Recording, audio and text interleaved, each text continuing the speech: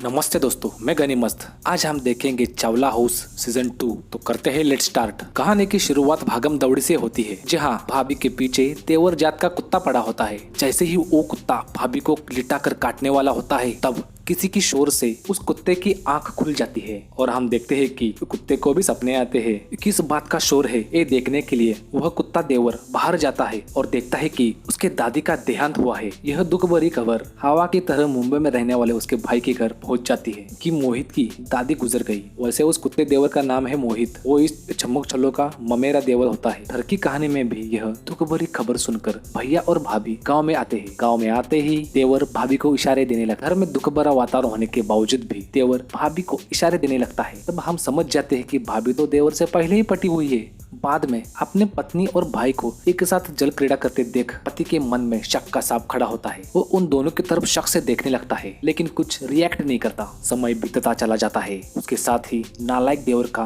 Control भी छूटता चला जाता है। भाभी के लाख मना करने के बाद भी वह नजदीकियां बढ़ाने की कोशिश करता है, लेकिन बार बार पति बीच में आकर देवर की जलाता है। रात के खाने के समय कहानी की एक और घोड़ी की एंट्री होती है, जिसका नाम कोमल होता है, जिसकी सवारी देवर हर रोज करता था। रात होने के बाद पति पत्नी दोनों खेलने का मन बनाते हैं, लेकिन पति का मन नहीं लगता, क्योंकि उसे अपनी पत्नी का भाई के साथ चक्कर है। इस ख्याल से दिमाग घूम जाता है और वो अपनी पत्नी का मूड ऑफ कर देता है। अगले दिन पति अपने भाई की फिरकी लेता है। वो बोलता है कि वो सब जानता है। यह सुनकर देवर की फटके चौड़ी हो जाती है। तब वो पति बात को घुमाकर हंसने लगता है। यह देख देवर भी चैन की सांस लेता है। अगले दिन भी पति देवर भाभी को एक साथ देख लेता है। इस बार देवर भाभी की दोनों को भी फटके चौड़ी हो जाती, लेकिन पति जानबूझकर अनजान बन जाता है। एक दोपहर में भाभी मीठा मीठा बोलकर कोमल और अपने देवर के रिश्ते के बारे में जान लेती है। तब भाभी हंसते हुए सोचती है कि अपना देवर तो बड़ा ही हलकट है, जो एक साथ दो आम चूस रहा है, अपना तो अपना और दूसरे का भी। रात में पति पत्नी खेल में वापस वैसा ही हो जाता है।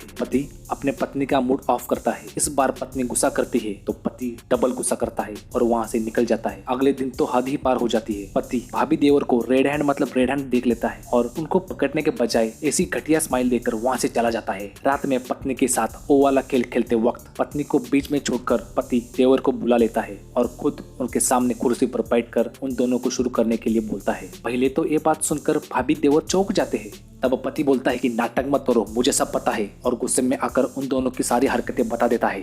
हमारी चोरी पकड़ी गई है। यह सुनकर देवर और भाभी दोनों भी चुप हो जाते हैं और पति जैसा बोलता है वैसे ही दोनों करने लगते हैं। वो दोनों भी डर डर के कार्यक्रम शुरू करते हैं, धीरे धीरे धीरे धीरे। लेकिन थोड़ी देर बाद जैसे ही दोनों फॉर्म में आते हैं, वैसे ही पति देवर का गला पकड़कर उसे वहाँ से भगा देता है।